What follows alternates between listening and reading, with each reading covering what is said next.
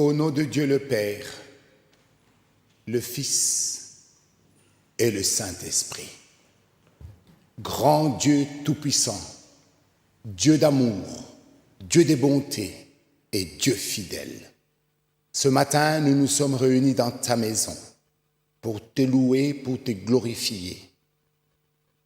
Car tu es notre Père créateur, tu es notre Dieu d'amour, tu es notre Dieu qui nous aime. Un Dieu qui ne compte pas nos fautes, un Dieu qui nous accepte tout le temps dans sa maison, un Dieu qui nous aime d'un amour qui dépasse toute compréhension. Bon Père, ce matin, nous ne pouvons que te louer. Nous te remercions, bon Père, pour toutes les belles choses que tu nous as accordées. Tu as été avec nous durant toute cette semaine. Tu nous as conduits, tu nous as assistés, tu nous as bénis, tu nous as secourus. Plusieurs fois, tu es venu vers nous pour nous aider. Père, nous ne t'avons pas vu avec nos yeux d'homme, mais nous avons ressenti ta présence dans nos cœurs. Nous avons senti ta présence autour de nous. Tu as veillé sur nous comme une mère qui veille sur ses enfants. Et nous savons, cher Père, que ton amour ne se limite pas seulement à nous qui sommes ici dans ces lieux, mais ton amour s'étend partout, là où il y a les hommes. Même ceux qui ne croient pas en toi, tu les aimes parce que tu es leur créateur et que tu es leur Dieu. Père éternel, tu viens en aide à tout homme que tu as créé, sans exception. Mais ton amour ne s'arrête pas seulement Père, pour tous ceux qui sont sur cette terre, mais aussi, Père, ton amour descend dans les profondeurs de la terre, là où il y a nos bien-aimés qui nous ont précédés. Eux aussi expérimentent, Père éternel, ta bonté. Expérimentent ton amour. Ils savent que tu es leur créateur. Ils savent que tu les aimes. Ils savent que Jésus est mort pour eux aussi. Père, nous nous souvenons d'eux, ô Père éternel. Permets aussi que tous ceux qui sont libérés, nos bien-aimés, puissent être avec nous ce matin pour participer à ces services divins. Bon Père, nous prions pour nos frères et sœurs qui ne sont pas là ce matin. Tu sais pourquoi ils ne sont pas là, Père, et tu connais, Père, toutes les raisons. Père, accorde-leur ton aide pour tous ceux qui veulent se relier avec l'autel. Et ceux qui ont fait un pas de côté, accorde-leur ta grâce. Ne les oublie pas, bon Père, ne les ignore pas, ne leur tourne pas ton dos, mais bien au contraire, Père éternel, tends-leur ta main pour qu'ils reviennent dans notre cercle des enfants de Dieu. Nous prions aussi, bon Père, pour tous ceux qui se sont refroidis dans la foi. Père, certains, Père, sont déjà, Père, ont déjà envie de quitter déjà ton œuvre. Certains, Père, ils sont lassés par tout ce qu'ils ont vécu. Certains sont découragés. Père, encourage-le, montre-leur que tu es là et que tu les aimes et que tu les comprends. Nous cherchons maintenant la communion avec nos conducteurs dans la foi. Nous cherchons la communion avec notre apôtre patriarche, l'apôtre des districts, l'apôtre et tous tes serviteurs. Bon Père, bénis-le, accorde-le ta plénitude. Aussi nous prions pour tous les prêtres qui sont derrière ton autel et qui servent tes enfants. Père, partout où il y a ton autel, permets qu'il y ait ta puissance et ta lumière. Et Père, que là aussi, ton esprit soit actif. Laisse-nous vivre, Père éternel, que tu nous aimes ce matin. Père, parle-nous, nous sommes venus ici pour t'écouter, cher Père. Touche nos cœurs par ta parole, car nous désirons, bon Père éternel, être auprès de toi pour l'éternité. Mais nous avons besoin de la foi, et nous savons que cette foi vient de la parole qui nous est donnée dans ta maison. Accorde-nous, Père, maintenant aussi la possibilité que nous soyons connectés avec ton autel. Ne permets pas que nous soyons dérangés. Remplis ces lieux de ton esprit. Entends et exauce nos prières. Au nom de Jésus, notre Seigneur. Amen. Bien-aimés dans le Seigneur, chers frères et sœurs, chers invités, pour ce service divin de préparation en vue de celui des services divins des défunts qui aura lieu le dimanche prochain, notre apôtre patriarche nous a donné une parole, et cette parole est tirée de 1 Pierre 3, 18 jusqu'à 20. La parole nous dit ceci. « Il a été mis à mort quant à la chair et rendu vivant à l'esprit, dans lesquels il est aussi allé prêcher aux esprits en prison, qui autrefois avaient été incrédules, lorsque la patience de Dieu s'est prolongée au jour de Noé. Reprenez place, s'il vous plaît. Peter chapter 3, verses 19 and 20. By whom also he went and preached to the spirits in prison, whom formerly were disobedient, when once the divine long-suffering waited in the days of Noah. Reprenez place, merci.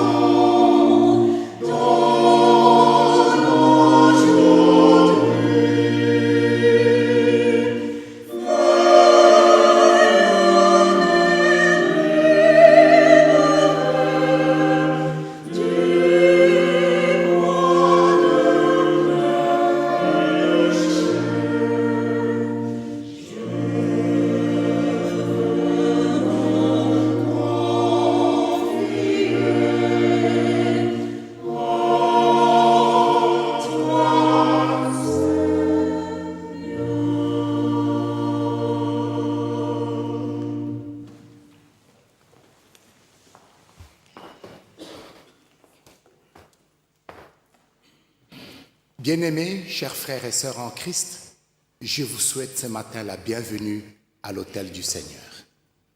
Je remercie la chorale qui nous a ouvert le voie, je veux dire la voie vers les cœurs de notre Dieu, et que vous êtes venus comme vous tous, comme moi, mais prosternés devant le Seigneur. Je sais que vous êtes tous venus avec quelque chose dans votre cœur. Vous n'êtes pas venus juste parce qu'on vous a dit de venir à l'église. Non, vous êtes venus ici parce que vous avez quelque chose à dire à notre Dieu, quelque chose que vous voulez dire au Seigneur, quelque chose que vous voulez confier à votre Seigneur. Et je voudrais vous dire, frères et sœurs, vous êtes bien tombés. Le Seigneur est là ce matin. Le Seigneur vous écoute. Il y a des choses qu'on ne peut pas dire à son époux ou à son épouse. Il y a des choses qu'on ne peut pas dire à ses enfants, qu'on garde pour soi. Il y a des choses qu'on ne peut pas dire à ses parents, on dit, ne les regarde pas. Et peut-être ça travaille dans les cœurs, peut-être que ça devient un poids, on ne sait plus quoi faire. Ce matin, le Seigneur a ouvert les portes de son Église pour que vous veniez, que vous lui parlez. La porte de l'Église n'est pas qu'une seule porte. Il y a plusieurs portes à l'Église de Christ. La première porte que Dieu a ouverte ce matin, c'est la porte où tous ceux qui ont besoin d'affection et d'amour rentrent par là. Tu rentres par la porte de l'amour, Dieu t'accorde son amour Il sait peut-être ton amour a été touché et que ton amour a baissé pour ton prochain, pour ton mari, pour tes enfants, peut-être pour ton meilleur ami. On ne sait pas. Le Seigneur te donne une portion d'amour, puisque tu es rentré par la porte de l'amour. Certains ont ouvert la porte de la foi, parce que c'est toutes ces portes qui sont ouvertes dans la maison du Seigneur. Avec la foi, on sait que sans la foi, nous ne pouvons pas plaire à Dieu. Alors la foi te fait défaut. Tu as vécu des déceptions, tes prières n'ont pas été exaucées. Alors ta foi a diminué parce que ta foi a été attaquée, ta foi a été agressée. La porte que tu as choisie, la porte de la foi, l'Éternel va te fortifier, te redonner de nouveau la foi à travers la parole qui vient de l'autel. D'autres ont perdu l'espérance. Ils n'espèrent plus. Ils n'attendent plus le Seigneur. Ils sont désespérés. Mais oui, vous avez ouvert la porte de l'espérance. La porte de l'espérance t'amène juste à l'autel du Seigneur. Le Seigneur est capable de remettre tout dans ton cœur, te redonner encore une fois de l'espérance. Pour que ta foi vive, pour que tu aies une espérance vivante, pour que tu restes à attendre le jour du Seigneur. Encore une porte. La porte de la grâce. Tu n'arrives plus à pardonner. Tu n'es plus capable de pardonner. Et tu es en train de compter les fautes des autres, de ton mari, de tes enfants, de ta famille. Tu es là qu'à te plaindre. Tu n'arrives plus à pardonner parce qu'on t'a déçu. La déception est là. Tu as été touché dans ton cœur. Tu dis, je ne mérite pas d'être traité comme ça. Je ne mérite pas d'être critiqué. Tout ce que j'ai fait pour lui, alors tu es déçu. Alors tu ne sais plus pardonner. La porte de la grâce, Dieu l'a laissée ouverte pour toi. Parce qu'il veut que tu puisses pardonner. Parce que Dieu te demande de pardonner. Il sait que parfois c'est difficile d'oublier, mais il te dit tout simplement, pardonne, puisque moi aussi je te pardonne. Bien-aimés dans le Seigneur, c'est ce que nous pouvons vivre ce matin tous ensemble, si nous avons choisi la porte. Vous avez vu à l'entrée, il n'y avait qu'une seule porte. Oui, visiblement, il n'y en a qu'une. Mais quand on regarde sur le plan spirituel, il y en a plusieurs. Et chacun de nous a choisi la porte qui correspond à son état d'âme. C'est la même chose aussi dans l'au-delà. Bien-aimés dans le Seigneur, nous nous préparons aussi pour les services divins en frères de défunts. Dieu fait la même chose aussi dans l'au-delà. Notre Dieu ouvre des portes dans l'au-delà. Il permet à ce que les âmes qui ont quitté cette terre, qui ont souffert, certains ne sont pas capables de pardonner. Ils ne savent pas pardonner leur bourreau parce qu'ils ont été précipités dans l'au-delà. Ils disent, celui-là m'a fait du mal. C'est celui-là qui m'a tué. Je ne pourrai jamais le pardonner. Vous savez, tant qu'ils disent ça, le Seigneur ne sait rien faire. Alors ce matin aussi, l'Éternel leur parle aussi.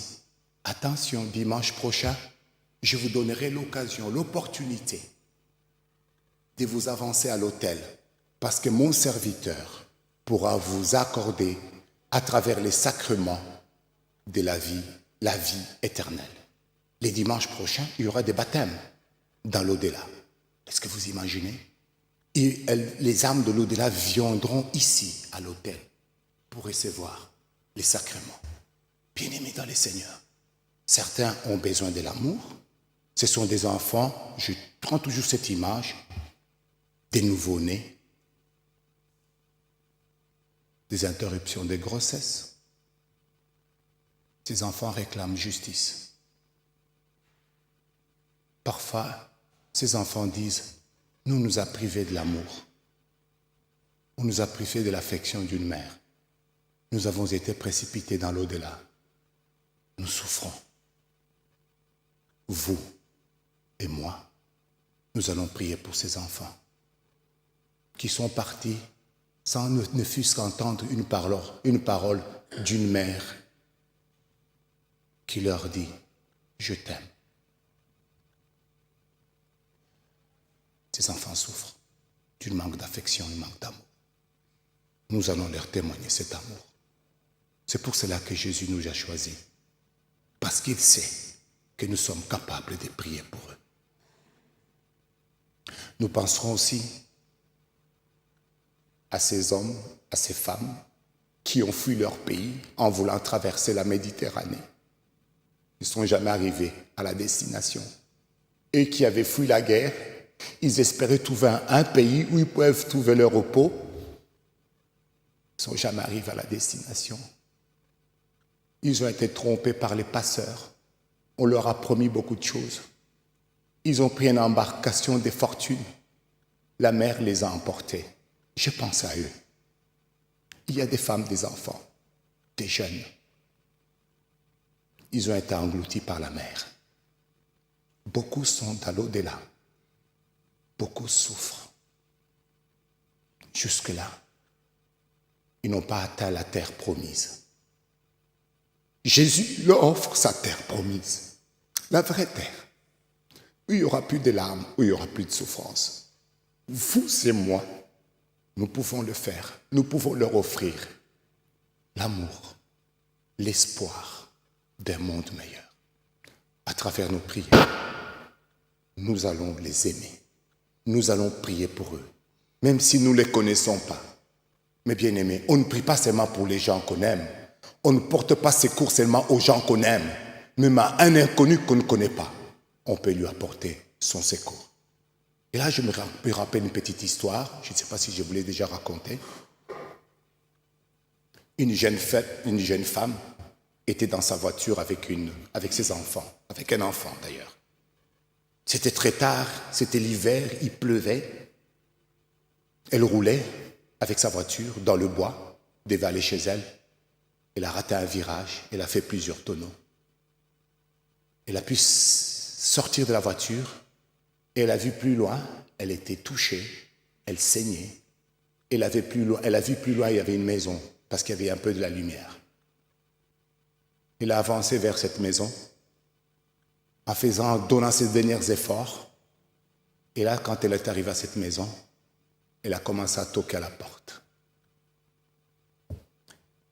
Et là, dans cette maison, il y avait un couple de retraités qui vivaient là paisiblement. Comme il pleuvait très très fort, ils ont entendu des cris. Une personne qui demandait de l'aide. Ils étaient déjà au lit. Et l'homme s'est relevé, il dit, je vais aller ouvrir la porte, je crois qu'il a, j'ai entendu du bruit. La femme lui dit, mais tu vas où? Tu es fou, tu t'imagines, au milieu de la nuit, sortir dehors, on va se faire agresser. Reste là, ne fais rien, non, t'occupe pas. L'homme qui dit, j'entends, on dirait la voix d'une femme. Ben oui, qu'est-ce que tu sais? C'est peut-être des gens qui viennent nous piéger ici. Ah non, ne sors pas. Ils sont restés là. Et le lendemain matin, ils ont été réveillés par la police. On leur a demandé, vous n'avez pas entendu du bruit ici? L'homme a voulu dire, oui, j'ai entendu. La femme lui a dit, tais-toi. Ah non, on n'a rien entendu. Vous êtes sûr? Rien. On dormait paisiblement, il n'y avait rien. Mais c'est quand même bizarre, dit le policier. On vient de retrouver le corps d'une femme juste devant votre porte. Regardez, il y a encore du sang. C'est une jeune femme qui a eu un accident grave. Malheureusement, elle est morte juste devant votre porte, suite à l'hémorragie. Et l'enfant qui était dans la voiture est également mort. Bien-aimés, ces gens-là sont restés tristes jusqu'à la fin de leur vie. Ils se sont dit, nous avions l'occasion de secourir une femme qui était dans le besoin et nous ne l'avons pas fait. Chers bien-aimés dans le Seigneur, c'est la même chose. Nous avons des âmes qui toquent à la porte de notre cœur. Aujourd'hui, cette semaine, beaucoup d'âmes vont se manifester. Elles veulent juste une chose, qu'on leur vienne en aide. Et aujourd'hui, on nous l'a dit dans la maison du Seigneur. On nous dit, toi, moi, nous sommes capables de leur apporter notre concours, notre secours. Nous sommes capables, à travers nos prières, à travers nos cœurs, les toucher, intercéder à leur faveur pour qu'eux aussi trouvent le bonheur. Est-ce que nous sommes indifférents?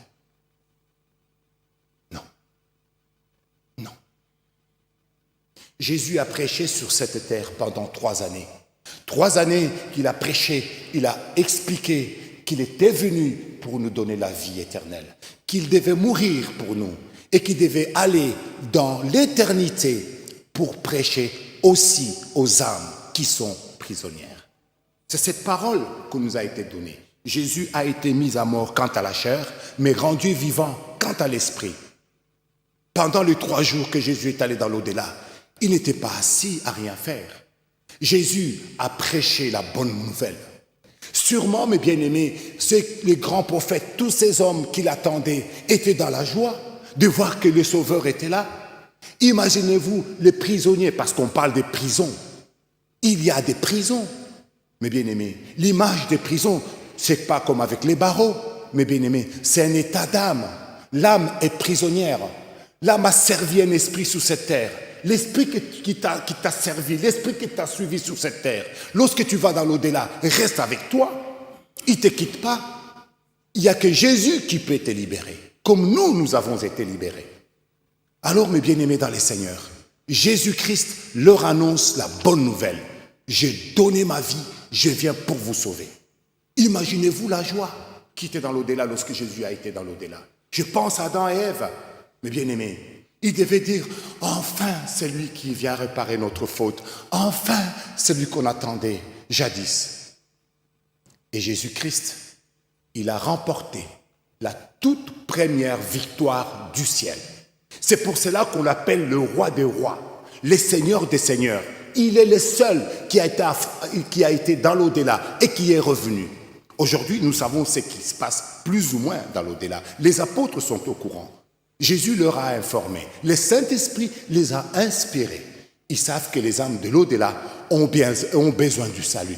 Et les apôtres nous l'ont dit aussi. Ils nous le disent. Vous avez la possibilité de prier, vous aussi, pour que toutes ces âmes puissent trouver le salut. Ce n'est pas nous qui donnons le salut, mais nous implorons notre Dieu, comme nous intercédons pour les gens de notre famille.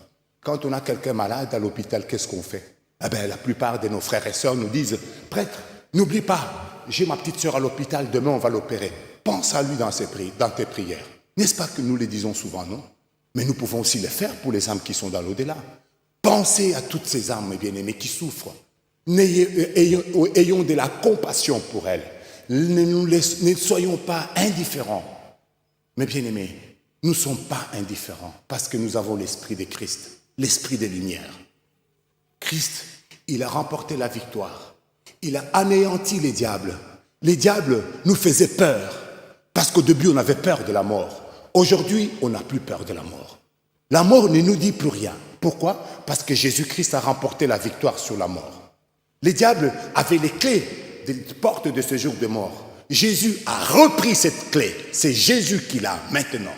C'est Jésus qui peut libérer. C'est Jésus qui peut accorder la vie éternelle et la liberté éternelle.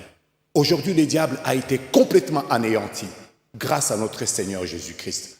Profitons de la victoire de Jésus. N'oublions jamais ce que nous sommes. Bien-aimés dans le Seigneur, nous sommes près de notre but. Nous devons faire en sorte que nous ne soyons pas seulement les seuls, mais que nous puissions rentrer le jour du Seigneur avec nos bien-aimés en tant que prémisse. Jésus revient pour nous, il revient aussi pour eux. D'abord, c'est eux qui seront pris en première, ceux qui sont dans l'au-delà. Ensuite, les vivants, comme il est écrit dans les Écritures saintes. Préparons-nous. Soyons prêts pour les dimanches prochains. Que notre Dieu soit loué. Amen. Amen. Encore un chant, s'il vous plaît, chers choristes. Et j'appelle juste le prêtre Cédar à nous donner quelques pensées que Dieu a mis dans son cœur.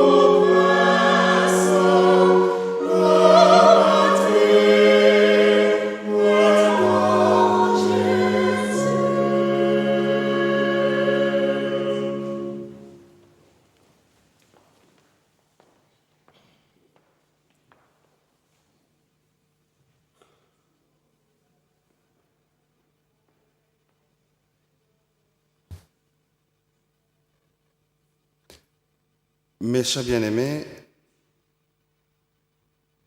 des premières pensées d'introduction que notre district évangéliste a sorties ici, et au contexte du service divin, lorsqu'il a parlé des portes, de ces différentes portes-là, qui reflètent l'état de toutes les âmes qui approchent, qui viennent vers le Seigneur, l'utilité, l'objectif que se fixent toutes ces âmes-là qui viennent vers ces portes, et aussi ce qui nous occupe en tant qu'enfants de Dieu, pas seulement notre quotidien physique, aussi notre quotidien spirituel.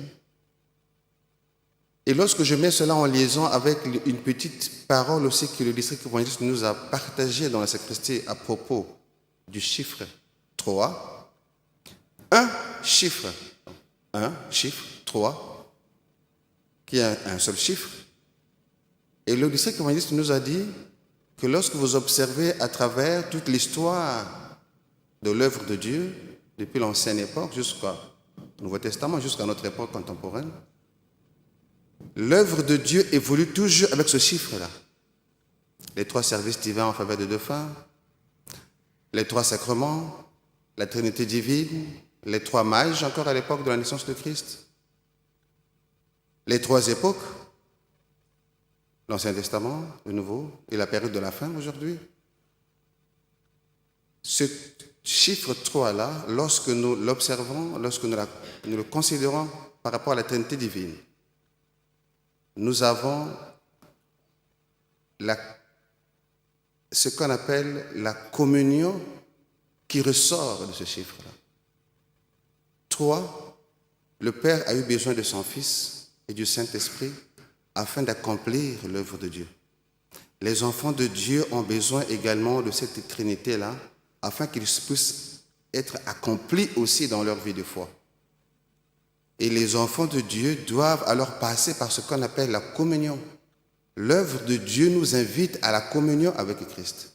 Ce matin, j'écoutais encore le service divin en Afrique du Sud. Lorsqu'ils sont arrivés au niveau de la Sainte Seine, lorsque l'officiant a parlé de la communion, a prononcé les paroles disant « Le Seigneur vous invite maintenant à la communion, à la Sainte Communion. » La communion avec notre Père Céleste, la communion avec Christ, la communion avec le Saint-Esprit. Et lorsque je repars vers toutes ces portes-là, c'est toutes ces âmes-là, c'est toutes ces dispositions de cœur qui viennent chercher la communion avec notre Père Céleste. Et lorsque notre Père Céleste a déposé toutes ces paroles en nous, alors nous venons chercher la force. Et les forces résident dans la communion, qui est le corps et le sang de Christ. Et je me suis remémoré ce mot communion, lorsque j'étais petit, lorsque nous parlions de communion, je me disais communion, c'est l'hostie que nous prenons là. C'est ça qu'on appelle communion. Et souvent poser la question, as-tu été prendre la communion aujourd'hui? Et j'ai compris ce matin, la communion, ce n'est pas l'hostie. C'est un moyen à travers lequel nous venons construire cette communion-là avec notre Père Céleste, avec le Fils et le Saint-Esprit. Lorsque nous avons compris cela, lorsque nous avons compris la profondeur et l'importance de cette communion-là, dans ce processus de construction et de salut, nous avons alors aussi la facilité et la joie et la précipitation, l'enthousiasme de tourner notre regard vers toutes ces âmes, vers tous ces états d'âme que notre district évangéliste a décrit ici pour nos bien-aimés de l'éternité. Nous avons alors la facilité et la joie de regarder vers eux et de dire « Venez donc vivre cette communion, venez donc vivre la puissance de cette communion afin que le désespoir que vous avez de dire que plus rien ne sera comme sous le soleil que nous vivons aujourd'hui, plus rien nous pourrons bénéficier de ce soleil de la vie là. Cela deviendra possible. Vous pourrez alors vivre sous le soleil de l'Esprit, sous la lumière de l'Esprit, comme Christ l'a dit, je suis la lumière. Et c'est pour cette raison qu'il est parti pendant ces 3 jours toujours, apporter également cette lumière-là, afin que toutes ces âmes ne puissent plus continuer de vivre dans des moments sombres, mais qu'ils puissent accéder aussi à la lumière qui est Christ, et donc qui est aussi l'espoir et l'espérance pour la vie éternelle. Et c'est en cela que nous vous invitons aussi dans cette communion à travers la Sainte Seine, et que ça nous donne aussi la joie et des ailes pour aller en invitation vers les âmes de nos bien-aimés de l'éternité. Amen. Amen.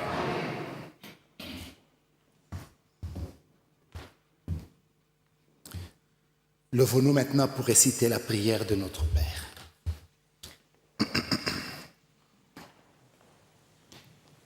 Notre Père qui es aux cieux, que ton nom soit sanctifié, que ton règne vienne, que ta volonté soit faite sur la terre comme au ciel.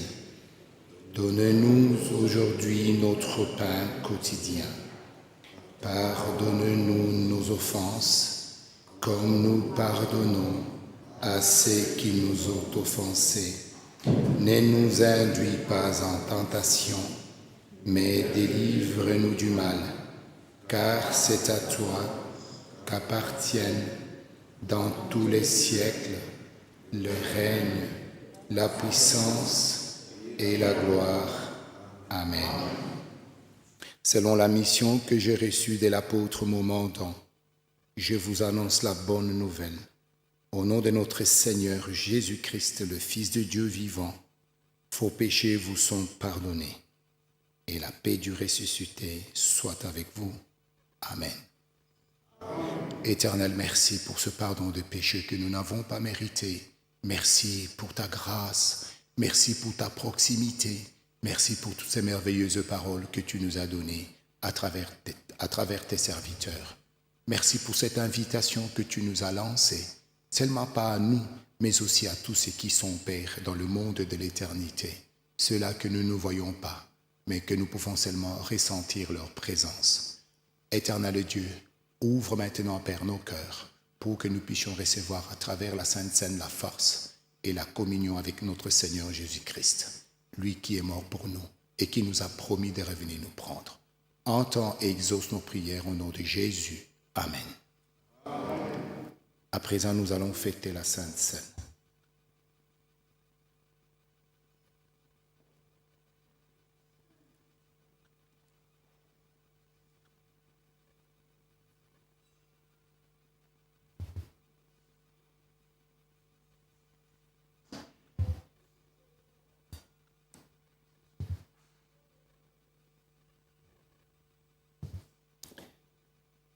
À présent, la table du Seigneur est prête. Au nom de Dieu le Père, le Fils et le Saint-Esprit, je consacre le pain et le vin pour la Sainte Seine. J'y dépose les sacrifices uniques de Jésus-Christ, valables en toute éternité. Car le Seigneur prit du pain et du vin, le rendit grâce et dit, « Ceci est mon corps qui est donné pour vous. Ceci est mon sang, le sang de la nouvelle alliance qui est répandu pour beaucoup pour le pardon des péchés. Mangez et buvez. Faites ceci en mémoire de moi, car toutes les fois que vous mangez ce pain, que vous buvez ce vin, vous annoncez la mort du Seigneur jusqu'à ce qu'il revienne. Amen. Amen.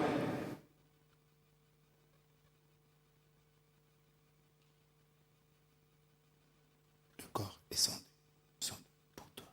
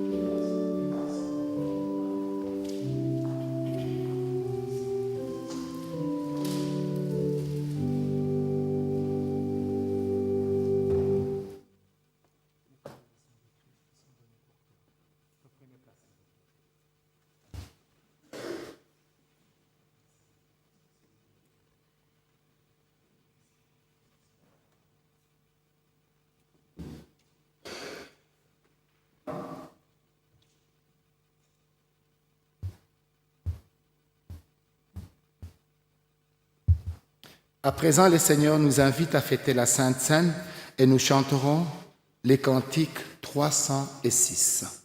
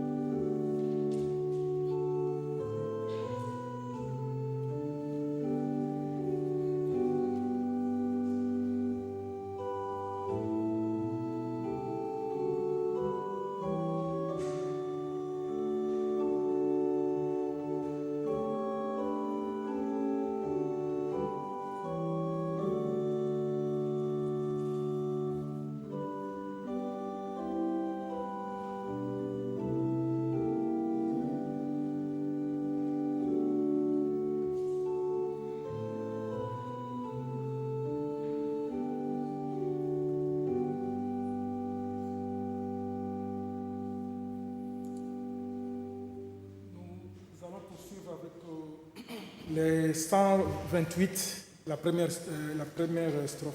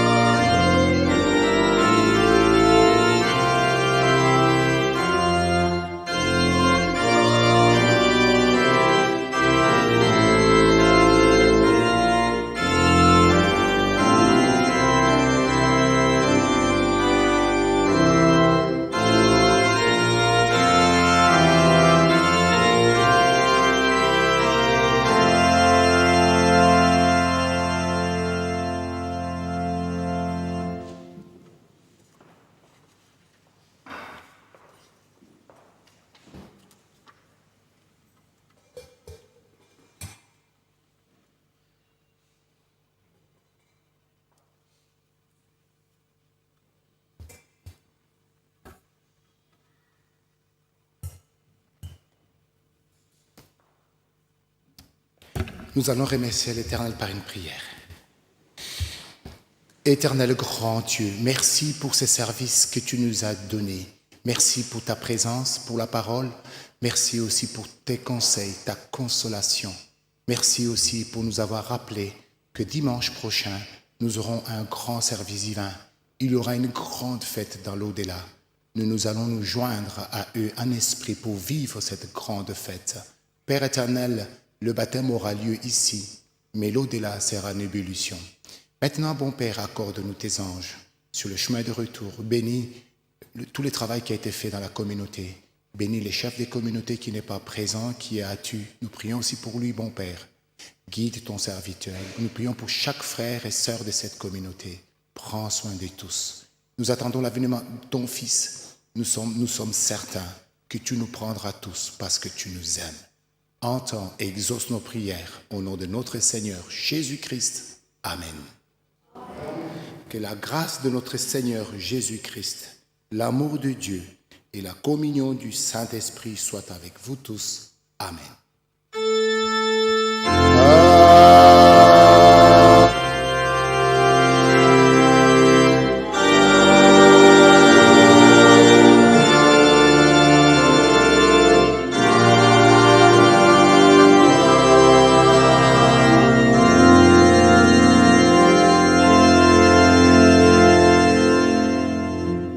Merci beaucoup. Reprenez place. Voilà. Nous avons été un peu courts parce qu'on devait se dépêcher. On a un autre service divin. Nous avons nos jeunes qui sont là. Ils klaxonnent. Je le vois déjà qui disent « Libérez la salle ». Nous avons notre service divin. Je vous remercie, vous tous et vous toutes, pour votre participation. Je vous souhaite un bon dimanche et une bonne fête. Parce que dimanche prochain, nous aurons une grande fête. Nous allons nous préparer tous ensemble pour que ça soit une réussite. OK?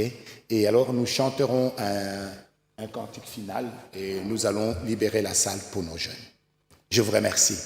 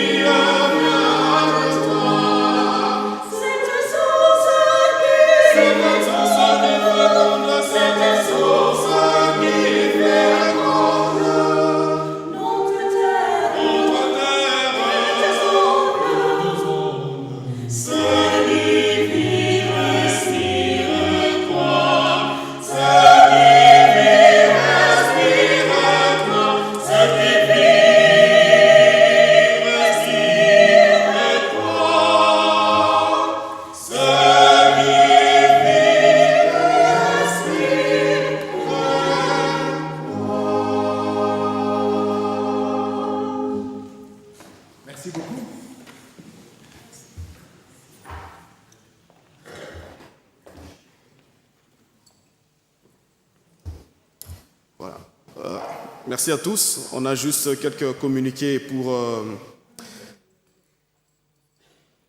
le service divin du dimanche prochain. Nous aurons notre ancien ici, présent. Et nous avons aussi quelques anniversaires aujourd'hui. C'est celui de la femme de notre prêtre Sébastien, Isabelle. Et nous avons aussi l'anniversaire de Armel, le fils du prêtre Cédar, et Wesley, le fils de notre sœur Judith. Voilà. Je ne sais pas si on va... Et de qui? Et de Armel, bien sûr, tout à fait. Arlène, tout à fait. Ça. Et voilà. Merci beaucoup. Voilà. On va se dire au revoir.